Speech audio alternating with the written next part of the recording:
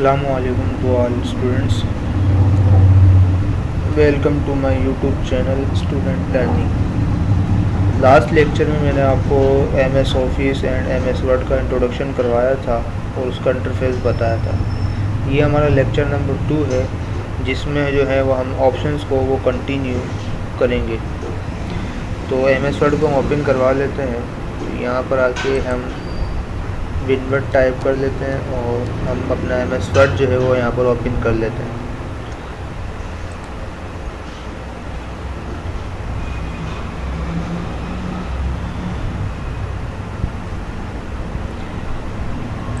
Word open करने के बाद हम ब्लैंक डॉक्यूमेंट पे क्लिक करते हैं तो हमारे पास बिल्कुल एक ब्लैंक डॉक्यूमेंट आ जाएगा।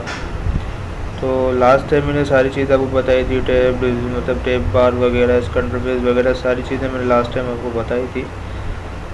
तो ये हमारा लेक्चर नंबर 2 है। तो इसमें जो है हम फाइल मेन्यू से स्टार्ट लेते हैं कि उसकी जो ऑप्शन है कौन से ऑप्शन क्या क्या काम करते हैं। तो सबसे पहला ऑप्शन हमें मिल रहा है न्यू, मतलब कोई भी न्यू डॉक्यूमेंट ओपन करवाने के लिए हम न्यू का यूज़ करते हैं। और ओपन से मुराद के कोई पुरानी फ़ाइल जो हमने सेव कराई हुई किसी पार्टिकुलर लोकेशन पे, जिसको हम एग्जिस्टिंग फ़ाइल बोलते हैं, उसको हम ओपन की मदद से इजीली ओपन करवा सकते हैं। जैसे आप इस पर क्लिक करते हैं तो कुछ रिसेंट फ़ाइल हमें यहाँ दिखा रहा होता है जो हमने सेव कराई हुई है, उसको हम यहाँ से भी यूज़ कर सकते हैं। वरना जो फाइल हमें ओपन करानी है अगर वो यहाँ नहीं दिखा रहा है तो हम ब्राउज़र के अंदर जाके उस लोकेशन पे जाकर हम उस फाइल को क्या करवा सकते हैं, ओपन करवा सकते हैं। तो ओपन का काम है कोई भी पुरानी फाइलों को ओपन करवाना। उसके बाद आता है सेव। तो जैसे फर्स्ट करने का डॉक्यूमेंट है, अगर मैं इसको फर्स्ट टाइम सेव करता हूँ तो ये मुझसे लोकेशन मांगेगा।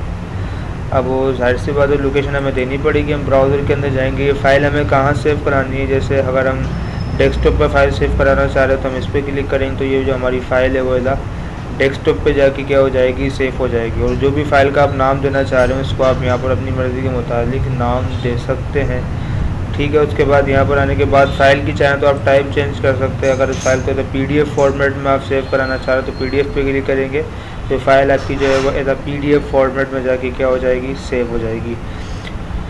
उसके बाद फ़िलहाल तो अभी मैं सेव नहीं करवा रहा उसको, लेकिन फ़र्स्ट टाइम आप जब आप फाइल सेव करवाएंगे तो ये फ़र्स्ट टाइम कुछ इस तरीके से लोकेशन मांगता है।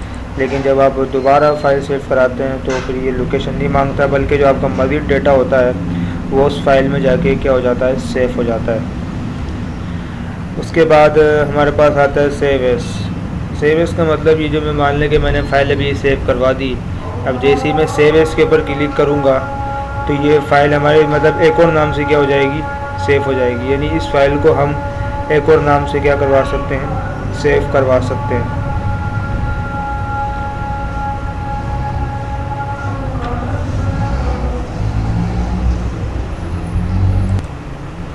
उसके बाद जो है वो हम प्रिंट के ऑप्शन में चलते हैं। प्रिंट के ऊपर क्लिक करते हैं तो यहाँ पर प्रिंट की कुछ प्रॉपर्टीज़ आपके सामने आ जाएंगी कि प्रिंट वगैरह हम किस तरीके से निकालते हैं। थोड़ा सा आपको ये भी समझा दूँ मैं। मान लें कि जब आप प्रिंट निकालेंगे तो कोई प्रिंटर आपके जो है सिस्टम से कनेक्ट होगा, तो उस प्रिंटर का जो भी नाम होगा वो आपको यहाँ शो करवा रहा होता है। तो सबसे पहले आप वो नाम सेलेक्ट करेंगे। अगर वो आप नाम सेलेक्ट नहीं करते तो प्रिंटर जो है वो रिकॉल नहीं होता है, वो आपको प्रिंट निकाल कर नहीं देगा। कभी कभार ऐसा भी होता है कि अगर हम प्रिंटर सेलेक्ट कर लेते हैं उसके बाद भी प्रिंट नहीं निकालते तो फिर ड्राइवर इशू आता है। खैर, आप यहाँ से प्रिंटर का नाम सेलेक्ट करें, देन यहाँ पर उसके बाद हम आते हैं प्रिंट की प्रॉपर्टीज़ पर। उसके बाद यहाँ पहला ऑप्शन हमें सेटिंग में दिया हुआ है प्रिंट ऑल पेज, जिसका मतलब जो है अगर हमारे डॉक्यूमेंट में 10 पेज हैं तो वो 10 के 10 प्रिंट करेगा। उसके बाद 10 के पेजों कितने प्रिंट निकालेगा डिपेंड कर रहा होता है नंबर ऑफ़ कॉपीज़ पर। जितनी नंबर ऑफ़ कॉपीज़ आपने यहाँ पर डिफ़ाइन की हुई वो उसके लिहाज से आपको प्रिंट निकाल कर देगा। उसके बाद प्रिंट करंट पेज है। प्रिंट करंट पेज का मतलब ये है कि डॉक्यूमेंट में 10 पेज, अगर मैं 5वें पेज पे काम कर रहा हूँ तो मेरा करंट पेज कहलाता है। यानी जिस पेज पे हमारा कर्सर ब्लिंक कर रहा है वो हमारा करंट पेज है और फिर उसी का प्रिंट निकालेगा। अदरवाइज़ उसके अलावा किसी का भी प्रिंट नहीं निकालेगा। वो कितने प्रिंट निकालेगा उसका डिपेंड कर रहा है नंबर ऑफ़ कॉपीज़ पर। जितनी नंबर ऑफ़ कॉपीज़ आपने यहाँ डिफ़ाइन की हुई उसके इतने प्रिंट निकाल कर वो आपको दे देगा। उसके बाद हमारे पास आता है अगला ऑप्शन, वो है हमारे पास कस्टम प्रिंट। कस्टम प्रिंट के अंदर क्या होता है, अपनी मर्ज़ी के मुताबिक जो हम प्रिंट कर सकते हैं। ये सब टोटल 10 पेजेस हैं, तो 10 में से अगर हम जो है खाली 3 से 4 पेज प्रिंट करना चाह रहे हैं, तो इसके लिए मैं अगर कौन कौन सा मतलब दूसरा पेज प्रिंट हो जाए, फिर कोमा लगा के इस तरीके से जो है हम कोमा लगा के उसके बाद जो है हम यहाँ पर मुख्तलिफ़ तरीके पेजेस को क्या करवा सकते हैं, प्रिंट करवा सकते हैं। मैंने कोमा, फिर उसके बाद हमारे पास 6 प्रिंट हो जाए, फिर कोमा, उसके बाद हमारे पास आ जाए, तो वो 10 में से खाली 3 पेजेस की कॉपी निकालेगा, अदरवाइज़ किसी और की नहीं निकलेगा। अब आप चाह रहे हैं कि अगर आप रेंज के तौर पर डिफाइन करना चाह रहे हैं तो वो भी कर सकते हैं। जैसे मैंने बोला 2 से लेकर 8 तक सारे पेज निकले, तो उससे पहले वाला नहीं निकले, 8 के बाद वाला नहीं निकले, तो रेंज भी हम डिफाइन कर सकते हैं। अब मैं 2 - 8 लिखूँगा, इसका मतलब भी पूरी एक रेंज है। इसका मतलब 2 से लेकर 8 तक के पेपर को क्या करेगा, प्रिंट करेगा। उसके बाद हमारे पास आता है प्रिंट 1 साइडेड, तो पेज के एक साइड प्रिंट निकालेगा। मैन्युअली प्रिंट बोथ साइड करते हैं, तो फिर वो पेज के दोनों साइड पर प्रिंट निकालता है। उसमें अब नीचे हमारे पास 2 ऑप्शन होते हैं, क्वालिटेड और अनक्वालिटेड। अगर हम क्वालिटेड पे क्लिक करते हैं तो जो हमारा डॉक्यूमेंट के वो सेट वाइज प्रिंट निकाल कर देता है, और अगर हम अनक्वालिटेड करते हैं तो वो अनसेट वाइज प्रिंट निकाल कर देगा। यानी इसमें सीरीज़ में निकालता है, जैसे अगर 10 पेज की कॉपी है तो फिर 10 पेजों का भी एक सेट निकाल कर दे देगा, फिर 10 पेजों का दूसरा सेट निकाल कर देगा, फिर 10 पेजों का तीसरा सेट निकाल कर देगा। और अगर आपके पास अनक्वालिटेड है तो इसका मतलब वो पहले पेज की 10 कॉपियाँ निकालेगा, फिर दूसरे पेज की 10 कॉपियाँ निकालेगा, तीसरे पेज की 10 कॉपियाँ निकालेगा। तो इस तरीके से भी हम इसको यहाँ पर यूज़ कर सकते हैं, क्वालिटेड एंड अनक्वालिटेड को। उसके बाद ये पेपर के साइज़ हैं, जो भी आप पेपर का साइज़ सेलेक्ट करना चाह रहे हैं। A4 करूँगा तो यहाँ पर देख लें A4 के हिसाब से पेपर का साइज़ आ रहा है, उसको अपने हिसाब से आप जो पेपर का साइज़ आपने रखना है वो आप यहाँ से इसे यूज़ कर सकते हैं। उसके बाद ये मार्जिन वगैरह की जो प्रॉपर्टी हैं, तो जब हम पेज सेटअप पढ़ेंगे तो सारी चीज़ें मैं आपको वहाँ बताऊँगा। उसके बाद अब आ जाते हैं थोड़ा सा हमारे मेन वर्क पे। तो फर्स्ट टैब हमारी होम टैब है, उसके अंदर पहला ऑप्शन हमें जो मिल रहा है वो क्लिप बोर्ड है। पहला पोर्शन जो हमें मिल रहा है वो क्लिप बोर्ड है, और क्लिप बोर्ड के अंदर जो है हमारे पास पहला 3 ऑप्शन हमें आपको नज़र आ रहे हैं, cut, copy, paste and format printer. Sorry 4 option आपको नज़र आ रहे होंगे यहाँ पर। तो पहले कट का बेसिकली क्या काम होता है वो मैं आपको समझा देता हूँ। या तो इसके लिए मैं यहाँ पर 2 पैराग्राफ का टेक्स्ट ले लेता हूँ। जैसे यहाँ पर हमने 2 पैराग्राफ का टेक्स्ट लिया, रैंडम टेक्स्ट उठा रहा हूँ मैं। अब मान लीजिए कट का बेसिकली क्या काम होता है, अभी ऑप्शन अवेलेबल इसलिए नहीं है क्योंकि मैंने किसी पार्टिकुलर एरिया को सिलेक्ट नहीं किया हुआ जिसे मुझे कट करना है। तो यहाँ पर मैंने इसको सिलेक्ट किया, देन सेलेक्ट करने के बाद अब वो हमारे पर डिपेंड करता है कि इसको हम यहाँ से कट भी कर सकते हैं, चाहे तो इसका डुप्लीकेट क्रिएट करना तो हम कॉपी करेंगे। अब मैं इसकी लोकेशन, कट का बेसिकली क्या काम होता है, किसी टेक्स्ट को रिप्लेस करना एक जगह से दूसरी जगह पर। तो हम जैसे ही कट करेंगे तो ये टेक्स्ट हमारा यहाँ से कट हो जाएगा, जिसकी शॉर्ट की Ctrl+X है। अब डिपेंड ये करता है कि जब ये टेक्स्ट हमारा यहाँ से कट हो गया तो जाएगा कहाँ। अब वो डिपेंड करता है कर्सर की पोजीशन पे, जहाँ पर आपको कर्सर ये जो नज़र आ रहा है आपको, जिस जगह पर आपको कर्सर होगा वहीं पर ही जो आपको टेक्स्ट कट किया हुआ है वो क्या हो जाएगा, पेस्ट हो जाएगा। अब जो कट किया हुआ टेक्स्ट है उसको कॉपी करने की ज़रूरत नहीं है, वो जैसे आप पेस्ट वो ऑटोमेटिक कॉपी हो जाता है। जैसे आप पेस्ट के ऊपर आप क्लिक करते हैं तो जो कट किया हुआ टेक्स्ट आपका उस लोकेशन पे पेस्ट हो जाता है। उसके बाद इस तरीके से आप किसी टेक्स्ट को रिप्लेस कर सकते हैं एक जगह से दूसरी जगह पर। उसके बाद अगर मैं बोलूँ भाई कि इस वाले पैराग्राफ का मुझे डुप्लीकेट क्रिएट करना है तो हम इसको सिलेक्ट कर लेंगे। देन सेलेक्ट करने के बाद जैसे ही मैं कॉपी के ऊपर क्लिक करूँगा तो ये टेक्स्ट हमारा कॉपी हो गया। अब डिपेंड करता है कर्सर की पोजीशन पे, जहाँ आपको कर्सर होगा वहीं पर ही दोबारा टेक्स्ट क्या हो जाएगा, ये पेस्ट हो जाएगा। तो जैसे ही मैंने पेस्ट के ऊपर क्लिक करा तो वो चीज़ हमारी वहाँ पर भी है और यहाँ पर भी क्या हो गया, उसका डुप्लीकेट क्रिएट हो गया। तो जब हम पेस्ट करेंगे तो फिर वो कट की हुई चीज़ को पेस्ट नहीं करेगा, बल्कि जब हमने कॉपी की थी वो उसे पेस्ट करेगा। अब हमारे पास आता है फॉर्मेट प्रिंटर। फॉर्मेट प्रिंटर क्या है, किसी पार्टिकुलर टेक्स्ट का फॉर्मेट कॉपी करने के लिए इस्तेमाल होता है। जैसे कि यहाँ पर आप देखें कि हम इस पैराग्राफ को सिलेक्ट करके इस पे हम एक जो है वो फॉर्मेट अप्लाई कर देते हैं। यहाँ से मैंने एक बनाया फॉर्मेट अप्लाई कर दिया, ठीक है। उसके बाद इसी तरीके से अब यहाँ पर मैं चाह रहा हूँ ये फॉर्मेट मुझे इस टेक्स्ट पे भी अप्लाई करना है, जो नीचे पैराग्राफ लिखा हुआ नज़र आ रहा है। तो इस पर दोबारा इस फॉर्मेट को दोबारा बनाने की ज़रूरत नहीं है, आपने आप डायरेक्ट जो है वो इसे क्या कर सकते हैं, यूज़ कर सकते हैं। अब यहाँ पर आने के बाद कैसे यूज़ करेंगे हम, जाहिर सी बात है ये फॉर्मेट इस वर्ड पे भी है तो मैं डायरेक्ट इस वर्ड को ही सिलेक्ट कर लेता हूँ। जैसे ही फॉर्मेट प्रिंटर पे भी क्लिक करता हूँ तो इस वर्ड पर जो भी फॉर्मेट था उसको क्या हो चुका है, हमारा कॉपी हो चुका है। अब उसको हम किसी भी टेक्स्ट पर ले जाकर पेस्ट कर सकते हैं। यहाँ पर आने के बाद मैंने इसे सिलेक्ट किया। सेलेक्ट करने के बाद जहाँ तक कोई फॉर्मेट पेस्ट करना हो उस एरिया को आप सिलेक्ट करके सेलेक्ट करने के बाद क्लिक करके आप छोड़ेंगे तो डायरेक्ट वो जो फॉर्मेट हमने कॉपी किया था वो इस पार्टिकुलर टेक्स्ट पर क्या हो जाएगा, पेस्ट हो जाएगा। तो इस तरीके से हम फॉर्मेट भी कॉपी पेस्ट कर सकते हैं। तो ये था हमारा क्लिपबोर्ड में जो मैंने ऑप्शन आपको बताया, कट कॉपी एंड पेस्ट और फॉर्मेट पेंटर। उसके बाद अगला हमारे पास है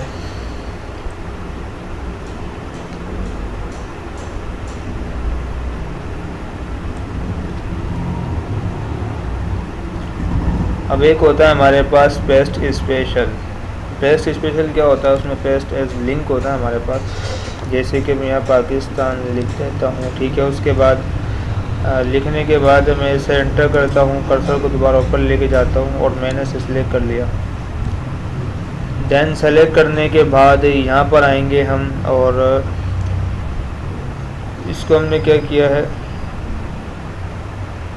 कॉपी किया। कॉपी करने के बाद अब जहाँ इसका आप लिंक पेस्ट करना चाह रहे हो वहाँ आप कर्सर रखेंगे और यहाँ पर आके सिंपल हमें पेस्ट नहीं करना है। ये पेस्ट के बहुत सारे फॉर्मेट हैं, हम डायरेक्ट पेस्ट स्पेशल में आते हैं और यहाँ पर आने के बाद जस्ट हम पेस्ट एज लिंक करेंगे और जैसे ही ओके करेंगे तो ये हमारा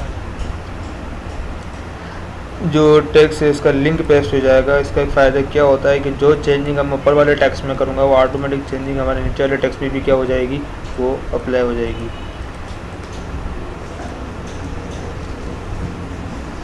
फिलहाल तो अभी वर्क नहीं कर रहा है ये। इस तरीके से अगर आप करेंगे तो ये यहाँ पर जो है वो अप्लाई हो जाएगा। उसके बाद अगला हमारे पास है फ़ॉन्ट। अब फ़ॉन्ट में हमारे पास क्या होता है, यहाँ पर ये जाहिर सी बात है जो भी हम टेक्स्ट फाइल लिखते हैं वो सारा हमारा फ़ॉन्ट कहलाता है। तो उसका हम राइटिंग स्टाइल वगैरह क्या कर सकते हैं, अपनी मर्ज़ी के लिहाज से उसे हम चेंज कर सकते हैं। जैसे यहाँ पर मैं 2 पैराग्राफ उठा लेता हूँ, ठीक है। अब यहाँ पर अब जो सिलेक्टेड है वो उसी का राइटिंग स्टाइल वगैरह चेंज होता है हमारे पास। अब यहाँ पर मैं इस पैराग्राफ को सिलेक्ट करता हूँ। देन इस पैराग्राफ को सेलेक्ट करने के बाद यहाँ से अपनी मर्ज़ी का इसके जो भी राइटिंग स्टाइल यानी फ़ॉन्ट फैमिलीज़ होती हैं, जो भी फ़ॉन्ट फैमिली में इस फ़ॉन्ट पे अप्लाई करना चाह रहा हूँ अपनी मर्ज़ी के मुताबिक अप्लाई कर सकता हूँ।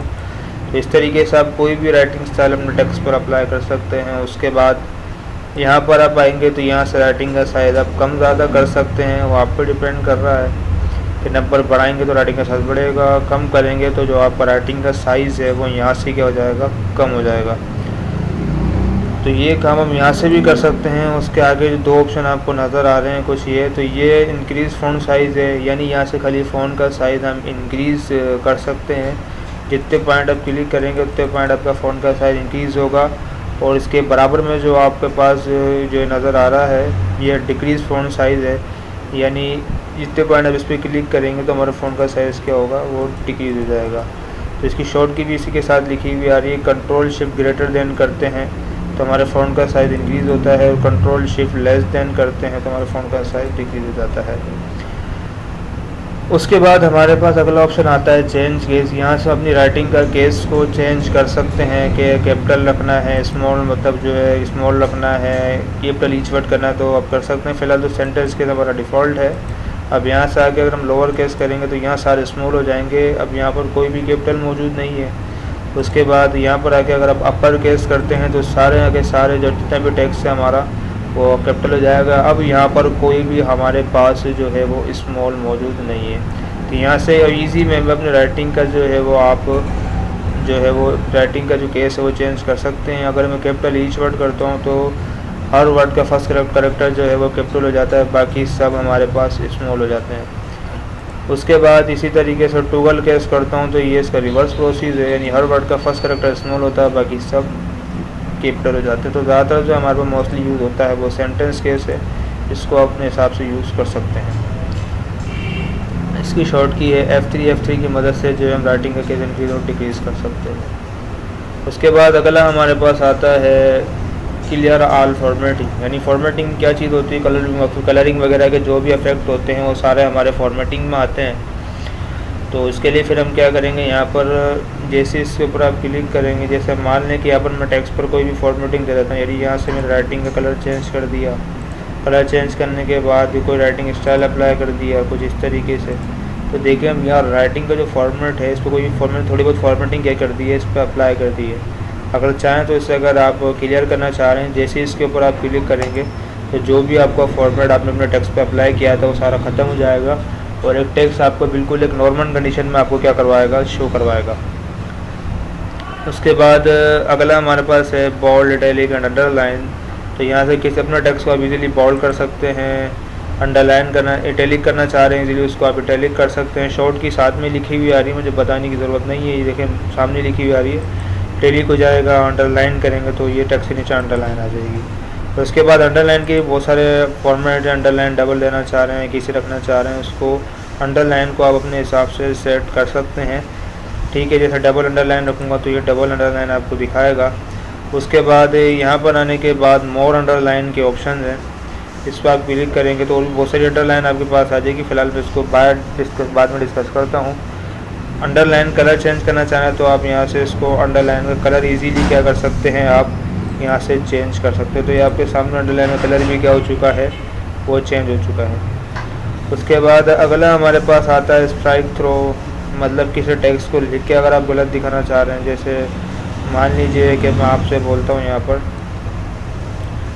मैं बोल देता हूँ MS word is not a text document, is not create a text document,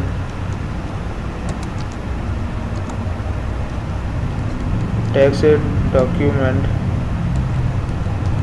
तो यानी यहाँ पर आप ये देखें कि जो नोट है ना, ये गलत वर्ड यूज़ हो रहा है, क्योंकि हमें सारे टेक्स्ट डॉक्यूमेंट क्रिएट कर रहा है। तो ये नोट को हम इस तरीके से स्ट्राइक थ्रो लगा सकते हैं। तो इस जगह पर हम स्ट्राइक थ्रो क्या कर रहे हैं, यूज़ कर रहे हैं। उसके बाद हम आते हैं, हमारा अगला ऑप्शन है सबस्क्रिप्ट एंड देन सुपरस्क्रिप्ट। बेटा ये कहलाता है हमारे पास सबस्क्रिप्ट और ये कहलाता है हमारे पास सुपरस्क्रिप्ट। सबस्क्रिप्ट में हमारे पास क्या है, सबस्क्रिप्ट हम जो नीचे वाली पावर को कहते हैं और सुपरस्क्रिप्ट हम ऊपर वाली पावर को कहते हैं। जैसे यहाँ पर हम H2O ले लेते हैं, इसको मैं सेलेक्ट कर लेता हूँ, यहाँ से थोड़ा फ़ोन का साइज़ इंक्रीज़ कर लेता हूँ। अब मान लीजिए ये जो O है खाली, मुझे इसको सबस्क्रिप्ट करना है, तो मैं इसको सिलेक्ट करके सबस्क्रिप्ट करूँगा तो ये देखें सबस्क्रिप्ट हो जाएगा। और अगर इसमें इसके ऊपर क्लिक करूँगा तो ये हमारा टेक्स्ट का हो जाएगा, सुपरस्क्रिप्ट हो जाएगा। तो इसको सबस्क्रिप्ट करना, सुपरस्क्रिप्ट करना, इसको अपने लिहाज से आप इसको यूज़ कर सकते हैं। क्लिक करूँगा दोबारा नॉर्मल कंडीशन में आ जाएगा। कंट्रोल इक्वल करूँगा तो ये इसे सबस्क्रिप्ट करेगा और कंट्रोल शिफ्ट इक्वल करूँगा तो ये इसे सुपरस्क्रिप्ट कर देगा। तो ये शॉर्ट की के थ्रू भी अप्लाई कर सकते हैं। उसके बाद अगला हमारे पास आता है यहाँ पर टेक्स्ट इफेक्ट, बने बनाए टेक्स्ट इफेक्ट हैं, इसको अपने हिसाब से आप यूज़ करें। जैसे अब ये टेक्स्ट इफेक्ट है तो इसको अपने हिसाब से आप सेट कर सकते हैं कि कौन सा टेक्स्ट इफेक्ट आपने अप्लाई करना है। बाकी उसको अपने लिहाज से आप सेट करना चाह रहे हैं तो यहाँ से आप सेट कर सकते हैं। आउटलाइन कैसी होनी चाहिए, उसका स्टाइल कैसा होना चाहिए, उसका कलर कैसा होना चाहिए। जैसे अगर मैं यहाँ पर आउटलाइन का स्टाइल डैशेस रख दूँ तो यहाँ पर आउटलाइन का स्टाइल ये है, डैशेस में आ जाएगा। उसका अगर मैं थोड़ा सा वेट भी बढ़ा दूँ तो यहाँ पर आने के बाद आउटलाइन का वेट कम ज़्यादा करें तो थोड़ी आउटलाइन आपको सही तरीके से नजर आएगी। अभी देखें आपको थोड़ी आउटलाइन वेट इंक्रीज़ हो गया। तो जैसे हम आउटलाइन को अपने लिहाज से हम सेट कर रहे हैं तरीके से आप शेडो भी दे सकते हैं, जो कि आउटर साइड भी आता है टेक्स्ट के, इनर साइड भी आता है। उसको अपने हिसाब से ये देखें बाहर की तरफ आ रहा है, टेक्स्ट के अंदर की तरफ आपको नज़र आ रहा होगा। ये और बने बने इफेक्ट हैं, यहाँ से भी उसको आप सेट कर सकते हैं। रिफ्लेक्शन है, टेक्स्ट को रिफ्लेक्ट करवा सकते हैं अपनी मर्ज़ी के लिहाज से, कितना रिफ्लेक्ट होना चाहिए कितना नहीं होना चाहिए। बाकी ग्लो है, अपने टेक्स्ट को आप किस कलर में ग्लो करना चाह रहे हैं उसको अपनी मर्ज़ी के मुताबिक आप यहाँ से सेट कर सकते हैं। उसके बाद अब अगला हमारे पास आता है, मज़ीद डिटेल में नहीं बता रहा क्योंकि इसमें वीडियो ज़्यादा बड़ी हो जाएगी हमारी, तो इसको हम जो है वो शॉर्ट फॉर्म में मैं आपको बिल्कुल सही तरीके से बता रहा हूँ। उसका भी इस तरीके से भी यूज़ कर सकते हैं। उसके बाद ये कहलाता है टेक्स्ट हाइलाइटर। अपने टेक्स्ट को हम इजीली वे में किसी भी कलर में उसको हम इजी वे में हाईलाइट कर सकते हैं। तो उसको अपने हिसाब से आप यूज़ करें कि आपको किस कलर में हाईलाइट करना है। नो करेंगे तो किसी भी कलर में हाईलाइट नहीं होगा। इसके बाद अगला हमारे पास आखिरी ऑप्शन आता है फ़ॉन्ट का। यहाँ से लिखा हुआ है change the colour of your text. अपना टेक्स्ट का आप कलर चेंज कर सकते हैं। तो कैसा आपको रखना है कलर, उसको अपनी मर्ज़ी के मुताबिक आप यहाँ से उसको यूज़ कर सकते हैं। तो ये कहलाते हैं सॉलिड फिल कलर, जो कि एक ही कलर आ रहा है। अगर आपने ग्रेडियंट कलर देना है तो ये बने बनाए हैं, बने बनाए हैं, यहाँ से बने बनाए ग्रेडियंट कलर आप सेलेक्ट कर सकते हैं। ठीक है, उसके बाद मोर ग्रेडियंट ऑप्शन में आप क्लिक करते हैं तो साइड में आपके पास एक ऑप्शन ओपन हो जाता है और ये सारे टेक्स्ट फिल है। नो फिल करूँगा तो कोई भी कलर नहीं आएगा टेक्स्ट में, सॉलिड फिल करूँगा तो एक ही कलर आ जाएगा, और ग्रेडियंट फिल करूँगा तो यहाँ से ग्रेडियंट फिल का ऑप्शन आ जाएगा। अपनी मर्ज़ी के मुताबिक हम ग्रेडियंट कलर दे सकते हैं। ठीक है, ये प्रीसेट ग्रेडियंट है जो पहले से बने बनाए हैं, ये भी अप्लाई कर सकते हैं। देखें कहीं से डार्क आ रहा है, कहीं से लाइट आ रहा है। उसके बाद टाइप यहाँ से चेंज कर सकते हैं। ये जो ग्रेडियंट कलर आपने अपने टेक्स्ट के ऊपर अप्लाई किया है वो रेडियल में आना चाहिए, रेक्टेंगुलर में आना चाहिए, तो कलर तो वही रहेगा लेकिन टाइप चेंज हो जाएगी आपकी। उसके बाद डायरेक्शन आप यहाँ से भी चेंज कर सकते हैं, जो आप डायरेक्शन चेंज करना चाह रहे हैं इजीली वो आप यहाँ से भी चेंज कर सकते हैं कि किस डायरेक्शन में वो शेड कलर के जो शेड्स हैं वो अप्लाई होने चाहिए। एंगल है, एंगल भी आप चेंज कर सकते हैं। जैसे अगर मैं इसको लीनियर करूँगा तो लीनियर में एंगल के हिसाब से भी इसको आप चेंज कर सकते हैं। आप एंगल सेट करेंगे उसके हिसाब से कलर का शेड ऑफ कलर चेंज होगा। उसके बाद यहाँ पर आने के बाद ये ग्रेडियंट स्ट्रोक आपको नज़र आ रहे हैं। इस ग्रेडियंट स्ट्रोक की मदद से भी आप यहाँ से जो है वो कलर को चेंज कर सकते हैं। जैसे अगर अपना कलर बनाना है तो मैंने ये ग्रेडियंट स्ट्रोक सेलेक्ट किया और यहाँ से मैं इस ग्रेडियंट स्ट्रोक का कलर अपने हिसाब से क्या कर सकता हूँ, चेंज कर सकता हूँ। ये अब आपके सामने है, वो आपको नज़र आ रहा होगा वहाँ पर, तो इसको अपने हिसाब से आप यूज़ कर सकते हैं। उसके बाद प्लस की साइन और कलर अगर आपको ऐड करवाना है तो प्लस के साइन पे क्लिक करके मैं यहाँ से एक और स्टॉप गया कि ग्रेडियंट स्टॉप मेरे पास आ जाएगा और यहाँ से हम इसका भी कलर चेंज कर सकते हैं। जैसे यहाँ पे मैंने क्लिक करा और यहाँ से हम इसका कलर जो देना चाह रहे हैं उसको अपने हिसाब से आप यूज़ कर सकते हैं। तो ये आपके सामने वही कलर आपके टेक्स्ट पर अप्लाई हो रहा है। और किसी कलर को हटाना तो उस ग्रेडियंट स्टॉप को आप उस तरीके से सेलेक्ट करके यहाँ से इजीली इसको आप रिमूव कर सकते हैं। उसके बाद पोजीशन है, कलर की पोजीशन क्या होनी चाहिए। जैसे हम यहाँ से चेंज कर रहे हैं इजीली आगे पीछे कर रहे हैं तो हम यहाँ से भी उसकी पोजीशन को चेंज कर सकते हैं कुछ इस तरीके से। ट्रांसपेरेंसी है, जो ग्रेडियंट स्टॉप सेलेक्ट हुआ उसी के मतलब ट्रांसपेरेंसी कम ज़्यादा होगी, बाकी किसी और की नहीं होगी। तो ये कलर को आप ट्रांसपेरेंसी बढ़ा देता हूँ तो देखो थोड़ा लाइट हो जाता है, कम करूँगा तो थोड़ा कलर डार्क हो जाएगा। यही ब्राइटनेस में, अगर ब्राइटनेस में फुल कर देता हूँ तो कलर वाइट हो जाता है और ब्राइटनेस अगर मैं कम करूँगा तो कलर बिल्कुल ब्लैक हो जाएगा। तो इसको भी अपने हिसाब से आप यूज़ कर सकते हैं। तो फ़िलहाल जो है वो हमारा फ़ॉन्ट का जो पोर्शन है और क्लिपबोर्ड का पोर्शन आपको अच्छे तरीके से समझ में आ गया होगा। अगले लेक्चर में जो है हम लेक्चर नंबर 3 में पैराग्राफ को डिस्कस करेंगे कि किस तरीके से हम पैराग्राफ को यूज़ करके इजीली अपने डॉक्यूमेंट को हम क्रिएट कर सकते हैं। तो हमारे चैनल को लाइक और सब्सक्राइब कर दें। जो हमारा यूट्यूब चैनल है स्टूडेंट लर्निंग, उसको आप लाइक एंड सब्सक्राइब कर दें ताकि जो मोर आने वाली वीडियोज़ हैं वो आपको यहाँ पर मिल जाएँ।